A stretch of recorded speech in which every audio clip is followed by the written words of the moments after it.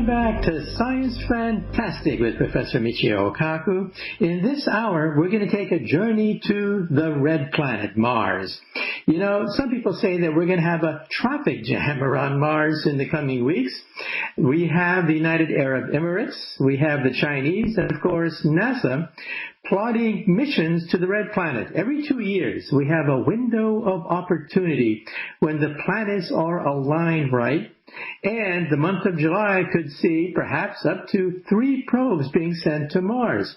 Now, I should caution you, there's something called the Mars jinx, and that is roughly 50% of our missions to Mars never make it. But let's cross our fingers because NASA, the Chinese, and the United Arab Emirates have their sights set on the planet Mars.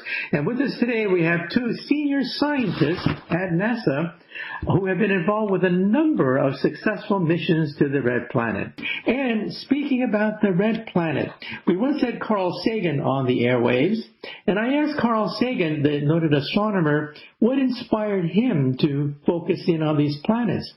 And he said when he was a kid, he read the John Carter of Mars science fiction series written by William Rice Burroughs, the same man who created Tarzan. And Mr. Sagan said, as a little teenage boy, he dreamed about roaming the sands of Mars in search of Dejah Thoris, the beautiful Mars princess. Well, today we know there are no princesses on Mars, but we do have the dream of exploring the red planet. So with us today are 2 senior scientists from NASA, Dr. Michael Meyer and Mr. David Lavery, both of whom have been at the forefront of many missions to the red planet. Dr. Michael Meyer, for example, is the lead scientist for NASA's Mars Exploration Program. He has a PhD from Texas A&M University. He specializes in astrobiology and exobiology, the search for life throughout the universe. And he's been involved with a number of successful missions to Mars, including the 2001 Mars Odyssey mission, and that is still orbiting the red planet. And then with us today also we have David Lavery.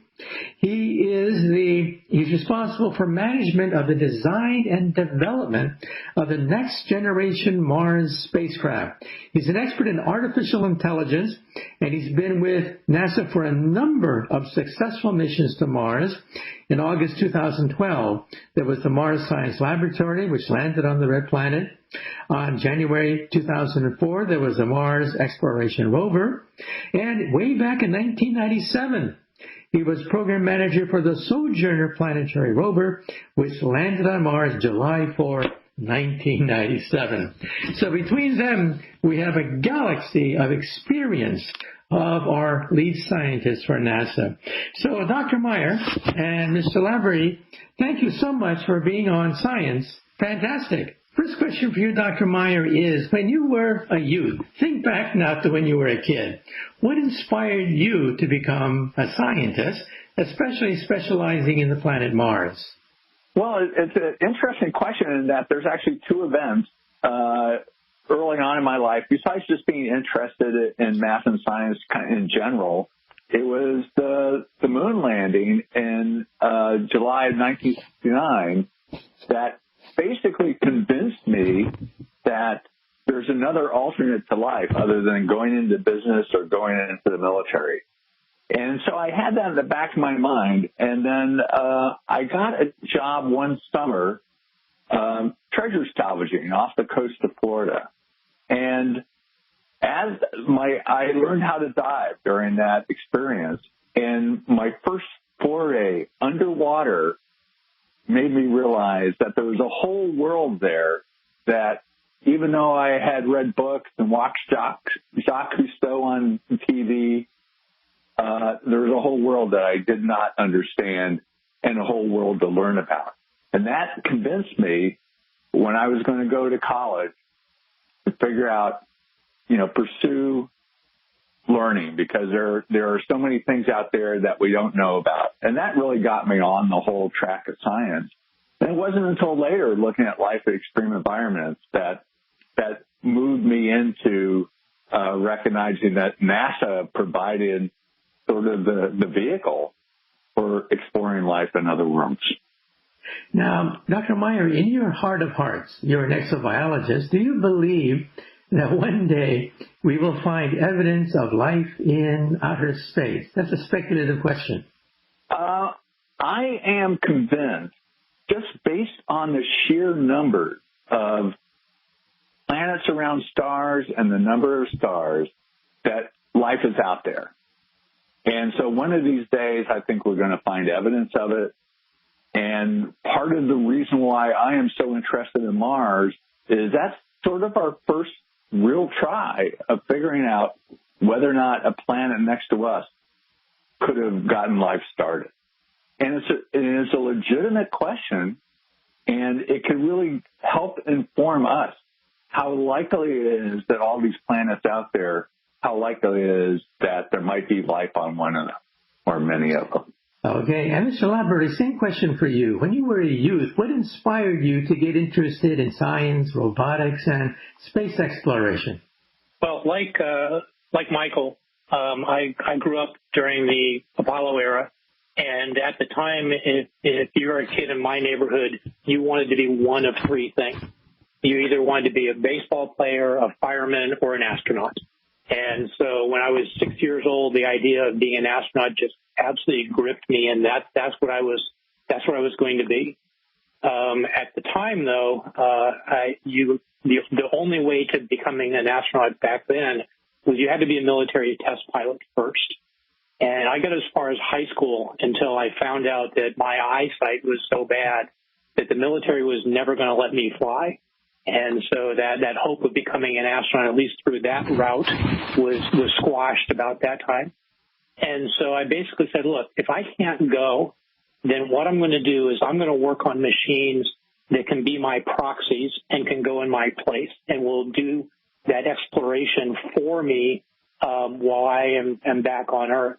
And I can use them and see through their eyes and their abilities and move through their movements. And that was how I got interested in robotics and artificial intelligence, which has been what I pursued.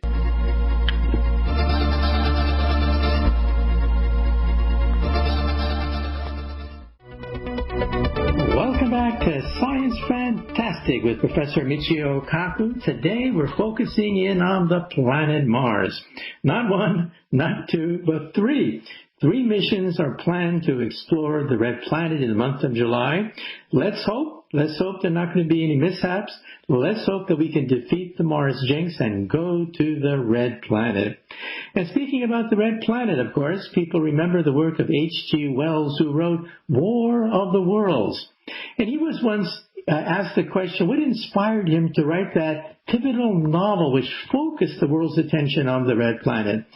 And he said, well, if you were a poor Indian or a poor African in a backward country and all of a sudden the British military comes along with firepower, gunpowder, gunboats, you would think the Martians have landed.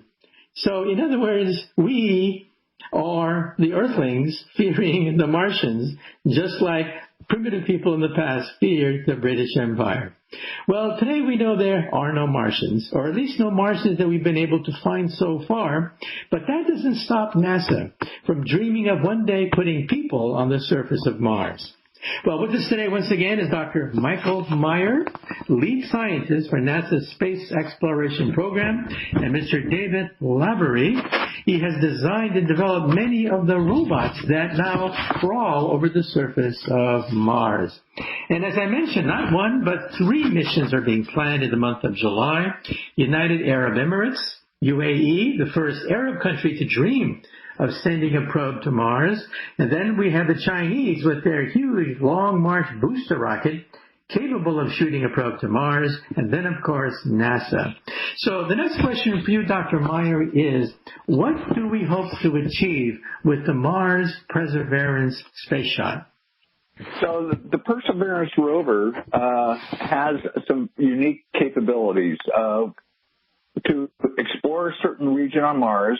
Jezero crater is going to examine that area and see whether or not it really is a place that used to be habitable, a place where that could have supported life. It is extremely well designed with instrumentation to look for potential evidence that life was once there if it ever got started there. So that's one whole aspect of its exploration. And then the other half of it is that it's going to drill core samples and cache them for future return. So this will be our first opportunity to capture samples and then bring them back to Earth. First time we're bringing samples back from another planet. So this is a spectacular mission, and it really is going to push us forward in understanding whether or not Mars could have ever supported life and whether or not life ever got started there. So the rover is, in some sense, it's like a miniature science laboratory, right? It can do experiments, it can examine rock, and it can do things that previous rovers just were beginning to accomplish, right?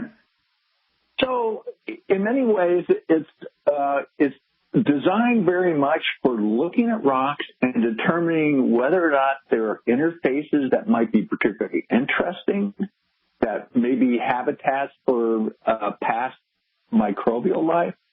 Also looking for organics themselves that may be embedded and preserved in the rocks, but it's designed also to take those samples. So in other words, Curiosity, which is on the surface of Mars today, has a laboratory on board where it can take rocks, grind them up, and do experiments with them to tell us about those rocks. Here, the rover is going to look at it in very fine scale in 2 dimensions to see whether or not the rocks are really interesting and have the potential for evidence of life. But then the next step is to put them in a tube so that a future mission can pick them up and bring them to Earth. Okay, and Mr. Lavery, we have rovers that have given us detailed photographs of the surface of Mars. We have orbiters giving us beautiful pictures of the entire planet itself. But there's a gap in between. A gap in between that some people think will be filled by a helicopter. And I understand that you're one of the lead scientists that have designed and implemented the first helicopter to land on another celestial body. Could you elaborate on that? Yeah, so we have going along with the rover, up underneath the belly of the rover when it lands on the surface of Mars, we have the Ingenuity helicopter, which will be the first aerodynamic craft ever to have powered flight on another planet. Physically, the helicopter itself, the main fuselage or the body of it is about the size of a softball. And it's got a single shaft that comes out the top with 2 counter-rotating helicopter propeller blades that will provide the lift. And they are just over about 4 feet in diameter. The entire craft weighs just under 4 pounds. And it is being used to basically demonstrate that controlled, powered flight on another planet is actually possible. And if this is successful, it could lead the way to future missions using helicopters and other aerial craft for doing things like scouting ahead of the rover. You know, the rover has one particular point of view, and it sometimes can be difficult to figure out, as driving the rover across the terrain, well, over that hill, do I want to go to the right or the left? Is this a dead-end blind alley or something that could be scientifically useful? We could have a helicopter that could fly ahead of the rover and scout the way to determine what path to follow. Other tasks we can think of are things like going out, and Michael mentioned that there will be samples that will be cached on the surface by this rover. In future missions, we could imagine that the helicopter would go out and collect samples and bring them back to the central location and do that sample retrieval process much faster than our rover might be able to. And also it can get into regions that rovers just can't go. Very rugged terrain, up examining the sides of cliff faces, areas like that that are just completely inhospitable for a rover to traverse. A helicopter could be deployed and do that scientific investigation in those regions and return the results. And so we have a whole bunch of different scenarios where these devices may be useful. What it really comes down to is we are hoping that it should Ingenuity, this helicopter, be successful during the test flights after we touch down on Mars. It's going to open the way for future exploration with a different mechanism, the same way that the Sojourner rover, which was the first rover ever to drive on Mars back in 1997, in the same way that Sojourner opened up the era of rover exploration on Mars, we're hoping that this helicopter, if it's successful, will do the same for aerial exploration on planets. Now, the atmospheric pressure on the surface of Mars is only 1% that found on the planet Earth. And if you have a helicopter, you depend upon air friction in order to loft yourself into the sky. So was that a problem? Was that a problem, the fact that the air is so thin, the carbon dioxide atmosphere is so thin on the Martian planet? So it was a huge problem. As you mentioned, the atmospheric density on Mars is only about 1% that on Earth. So it is basically like trying to fly a helicopter on Earth at an altitude of 100,000 feet. And right now, the realistic ceiling for helicopters on Earth is about 40,000 feet. So this is a very difficult task. And we've got a couple of offsetting factors that actually allow us to find that one engineering design sweet spot that works for us in this particular case. The atmosphere on Mars is very, very thin, and so you've got to do a lot more with the propeller rotor blades to get enough lift out of them. But on the other hand, the gravity on Mars is only 1/3 that of Earth, so you only have to generate 1/3 the lift that you might have to generate on Earth. And so the way that we do that is we do two things. One, the rotor blades themselves spin a lot faster than they would on Earth. A helicopter on Earth typically will have rotor blades spinning at about 400 to 500 RPM. The ones on the Ingenuity spin between 2,800 and 3,000 RPM, so 5 to 6 times faster. That helps give us a lot more lift. The other thing is that if you look at them versus their length, they're much wider and fatter than an Earth helicopter blade would be. And it's almost like a paddle in terms of its overall dimensional ratio. And so, again, that gives us more bite in the Mars atmosphere to generate more lift. Those two things combined together allow us to get just the amount of lift that we need to be able to get up off the surface of Mars.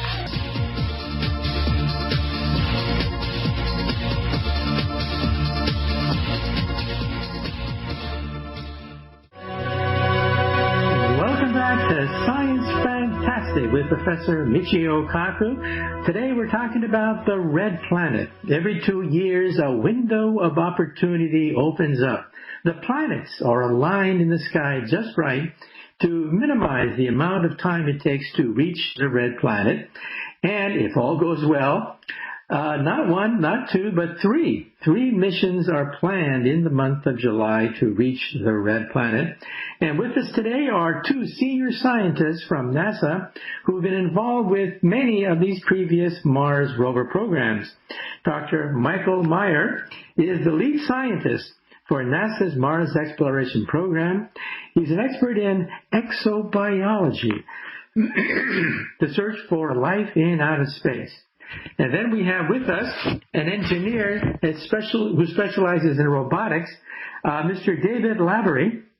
He's responsible for the design and development of next-generation Mars exploration spacecraft. And he's been involved with a number of missions which landed on Mars. We're talking about 2004, 2012, 1997, where Mars planetary probes have landed successfully on the surface of Mars. Well, when we last left off, Mr. Lavery, we were talking about that helicopter on Mars. When you think of a helicopter on Mars, you think of astronauts boarding a craft and zooming over the hills of Mars and going around the volcanoes. But as you mentioned, the helicopter is small because the air is only 1% the density of the planet Earth.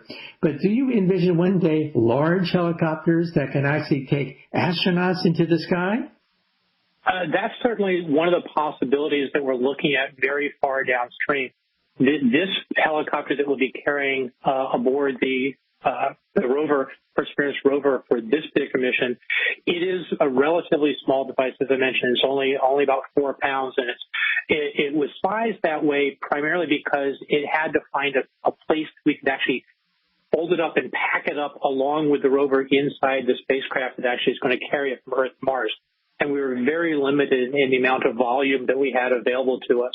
So a big forcing function was to make it as small as possible so it could fit along with the rover, which was already going to be there. But we could certainly see that if this technology proves itself to actually work in the way that we hope, and that the demonstration flights that we'll be having when we get to Mars are successful, we have looked out into how far we can push this technology and how far we can scale it. And we feel fairly confident that it does scale up fairly well, at least to the point where having payloads of a few tens of kilograms is certainly possible. Now, whether it would ever get to the point where you would have something that would be large enough to actually lift an astronaut in a pressure suit and carry them around or not, we haven't gone out quite that far, but it's certainly in the realm of things that we would be looking at if this technology does prove useful. Now, that does sort of set aside the whole discussion of just because you can have someone flying in a helicopter on Mars, is it the most efficient or effective way of actually moving them around? That's a different discussion, but just being able to know that it's possible and that it's an avenue that's worth exploring gives us a lot of options in terms of how we plan out an eventual human mission to Mars. Okay. Now, Dr. Meyer, you mentioned rock retrieval. That is actually bringing Martian rock back to the planet Earth. Now, I understand that this probe won't do it, but it'll set the stage for the next probe to do it.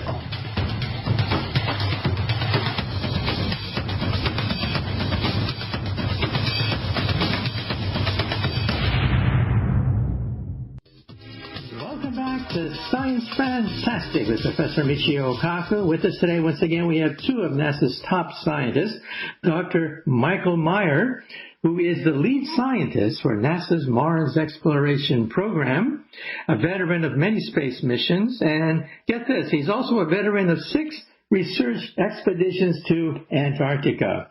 You got to be very dedicated in order to want to venture on 6 expeditions to the South Pole, because you have conditions there that we might find on the polar ice caps of Mars. And he also has a PhD in oceanography from Texas A&M University. And with us also today is Mr. David Laborie. He's responsible for the design and development of next-generation Mars exploration spacecraft. He was involved with a number of missions which successfully landed on the planet Mars, including Sojourner in 1997, also the Mars Science Laboratory in 2012, and the Mars Exploration Rover in 2004.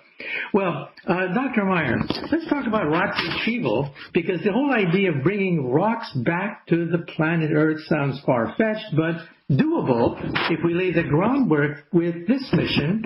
And I'll also ask you a question. Don't we already have meteorites from Mars? What are your thoughts?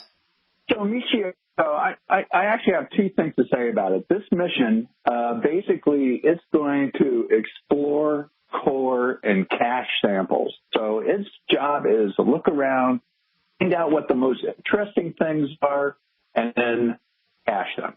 So it's not too dissimilar from a geologist wandering around in a new site and finding interesting rocks and putting them in the backpack. But the real difference is that another mission has to come and get those samples. So those samples will be there on the surface of Mars waiting for the next mission, and that planning is in the works. And the next mission will land. It will have a rocket on board that is capable of putting things back into orbit around Mars, but also have a fetch rover that is being supplied by our European colleagues that will go and get the samples and put them on the rocket. So why do we go through this amazing trouble to get small samples back from another planet? And we already have meteorites, lots of meteorites, and it tells us about Mars, but it's like real estate. The big thing is location, location, location. With those Mars meteorites, we can do a lot of tests on. We have fantastic instruments here on Earth, but we don't know where those rocks came from. We know they came from Mars, but not where. And that's a very large portion of the story of understanding what formed those rocks, what formed the parts of the rocks, what their history is.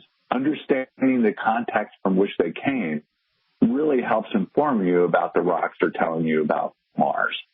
By purposely finding samples that you're particularly interested in, you get to pick them. When you bring them back, you know exactly where they came from. You know how they fit into the whole story. You know whether or not they're sediment from an ancient river or whether or not they're from a volcano. And that really helps you in understanding what story those rocks are going to tell you about Mars. Now, I remember a few decades ago, there was this huge brouhaha around a Martian meteorite that landed on the planet Earth. They cut it open, and under a microscope, you saw these little wormy things there. Some people thought they were evidence of multicellular life forms embedded in Martian rock. Other people said, bah, it's nothing but some kind of crystalline condensation of some sort on the inside the rock. What is the latest? It's been a few decades since that big story hit the press. What's the latest? Do we have any evidence at all that microbial life may have existed on Mars? So the meteorite that you're talking about is ALH 84001, and that did come from Mars and is very important as something telling us about Mars because it came from ancient Mars, in fact, one of the oldest rocks that we have from the red planet. But the evidence that we have, we know that there's reduced organics in that rock, and there are other things, carbonates in that rock. There are things that tell us about Mars and what a fantastic environment was.